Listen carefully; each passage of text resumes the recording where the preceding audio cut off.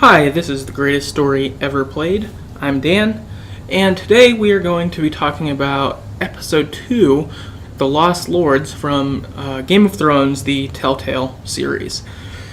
Coming back, I guess, returning from the TV show characters who appear, Peter Dinklage is back again as Tyrion Lannister, as is Natalie Dormer as Marjorie Tyrell, and then we also have Kit Harington as Jon Snow showing up for the first time in the game.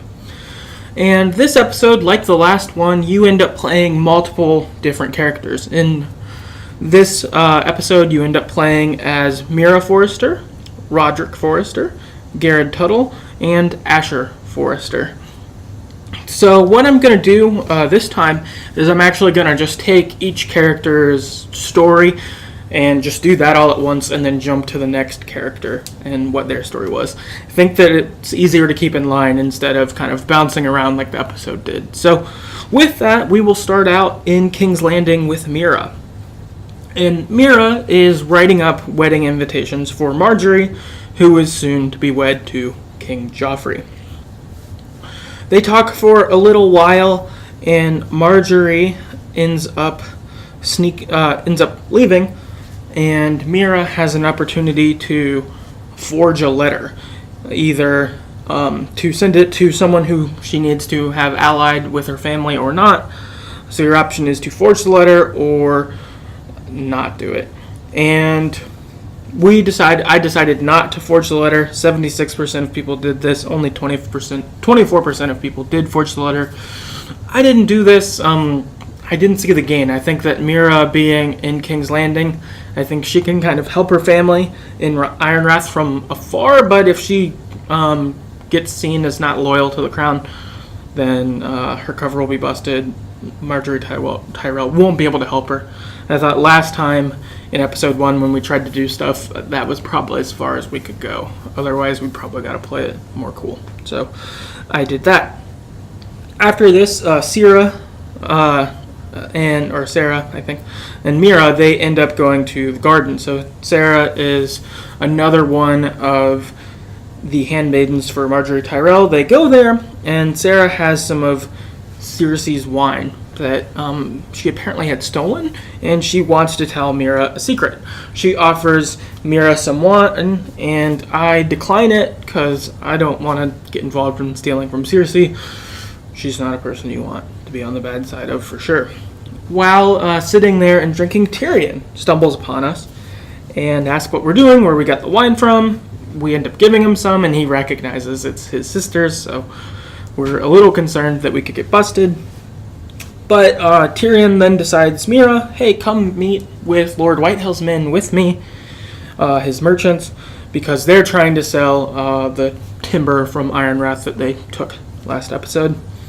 When he gets there, he tells them that he wants to buy from Mira instead of from them, and basically shuts them down and kicks them out pretty quick. And Mira is into negotiating that she never had planned to, and so she tries to kind of work to be the exclusive timber trader Ironrath for the king, and Tyrion's interested. He'll do that. After this, she goes home, and she finds a note on her bed asking her to meet in the garden that night for information about the imp, about Tyrion. And her stuff has been looked through, but it's not like her room wasn't trashed or anything. So she's intrigued, but not quite scared either. So midnight rolls around, she goes into the garden, and she ends up seeing a soldier who tells her he needs to leave. She needs to leave. She gets ready to leave, but then Damien, another soldier who was listening in on the meeting with Tyrion as a guard, comes up and says, oh, hey, did you get my note? She says yes, and then he tries to attack her. He says you've crossed one too many people, you've made someone too high up angry, and he tries to kill her. And so a fight ensues with Mira and Damien. It's going back and forth a little bit. I think his name's Joe, the Cole boy who we met in the last episode, he ends up trying to rescue Mira, and then he's getting choked out in the fountain by Damien. Mira then has the opportunity to kill Damien or run away.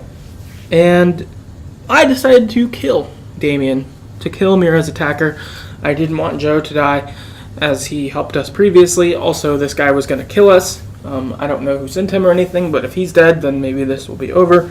So I killed him, and 90% of people did do this. Only 10% just flee in the moment. After this, what happens is Joe will take the body and dispose of it himself so that it can't be found, and then you run away and you hide the dagger that Damien had somewhere on your way back to your room. So that's Mira in King's Landing. Next, we go to Ironrath, and it starts off, and Roderick is in a cart full of dead Forresters. And there's a man who's trying to sell the Forrester bodies, basically back to the Forresters, and you wake up. This was a shock, because we all thought Roderick was dead. He sure looked dead during the battle. He looked dead laying in the cart. He wakes up. He actually sees his dad's dead body next to him. When the cart of dead bodies gets to Ironrath, Sir Royland tells the guy to go away.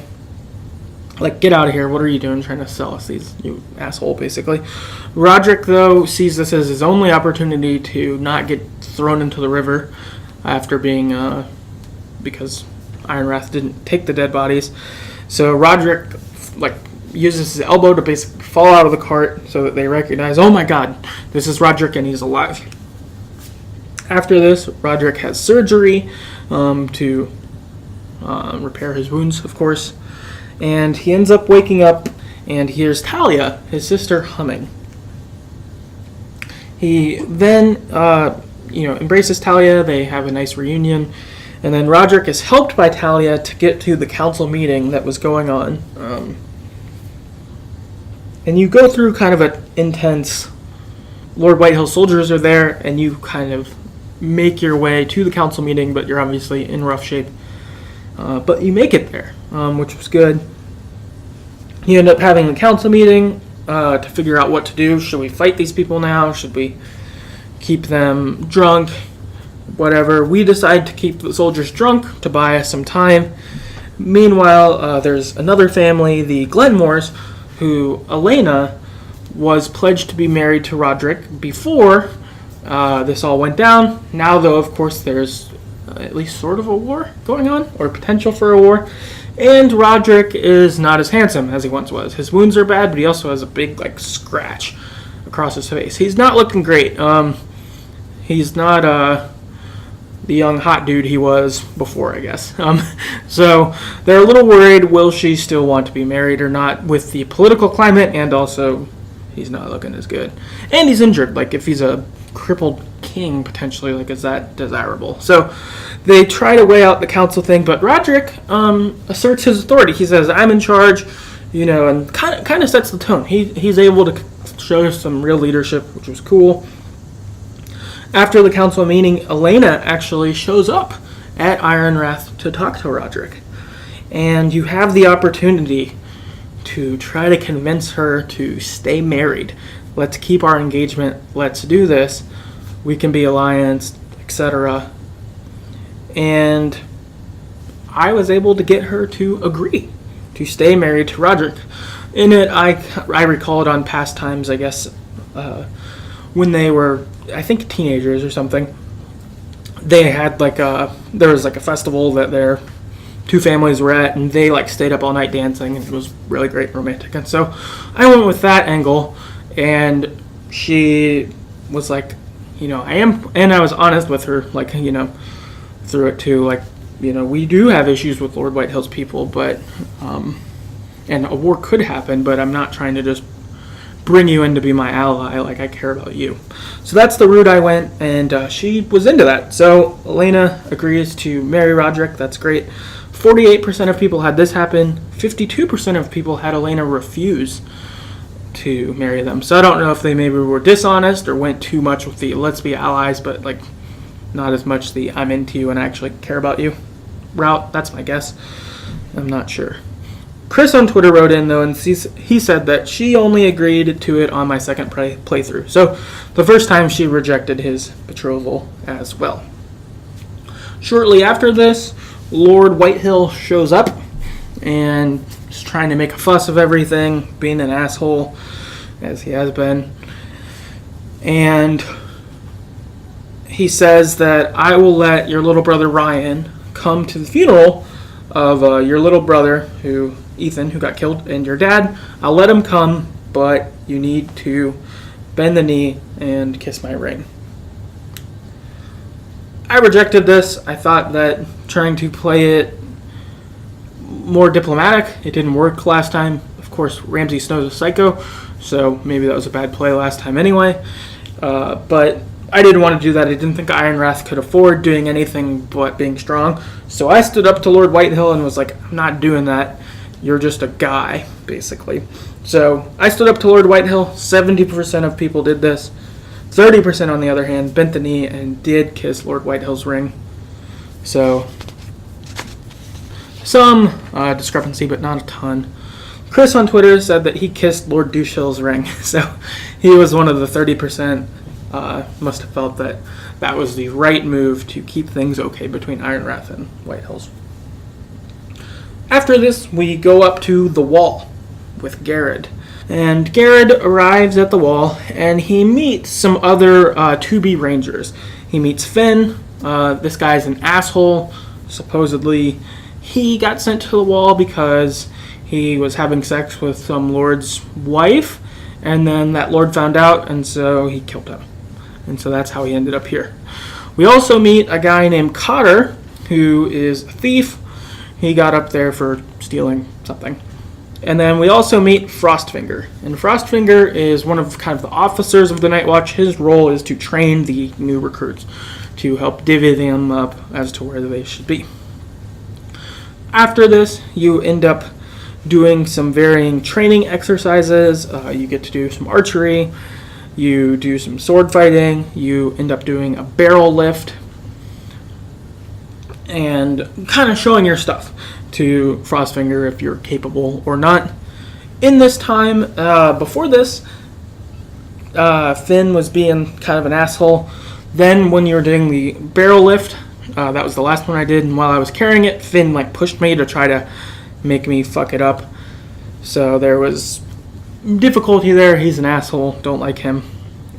Earlier, while listening to Frostfinger give a speech, Finn kept talking, and then Cotter sort of talked, and we were kind of in between them, and Frostfinger called us out.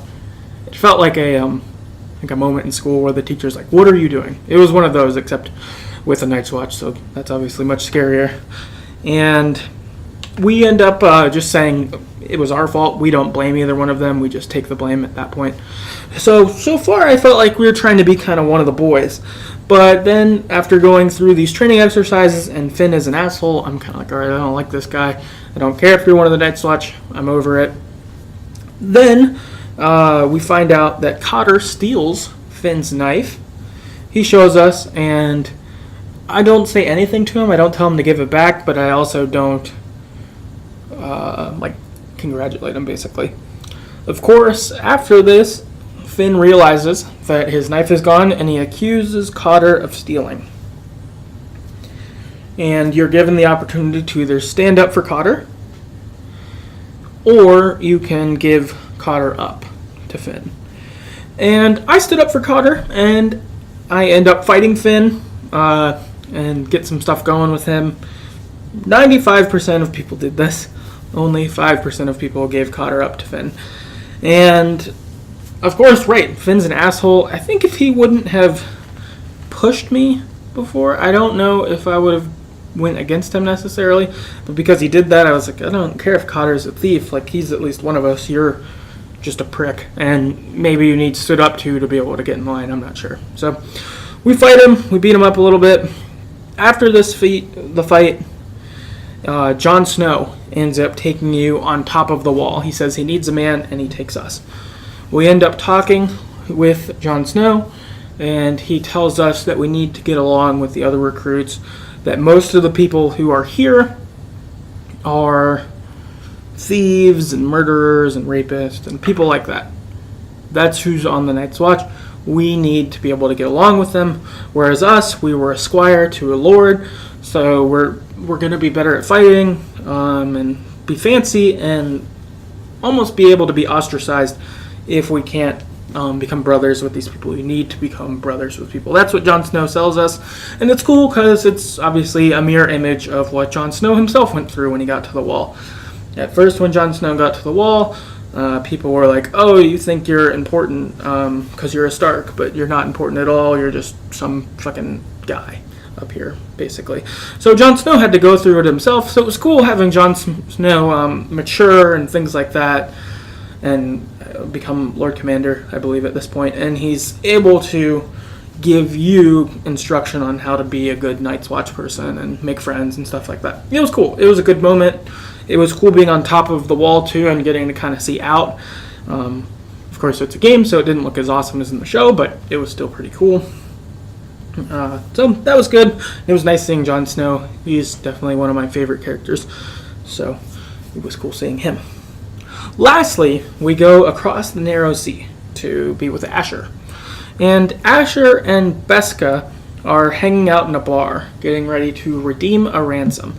Beska, she is a warrior who's like total badass. Really, like, her and Asher are like super mighty, awesome warrior people, and they're like a duo who work together, it seems. And they're waiting to redeem a ransom. They picked up some guy who they're gonna cash out on. However, some Lost Legion members show up, led by a guy named Tazzle. And they're like, here, you're going to take this money, and we're going to take the bounty and cash him in.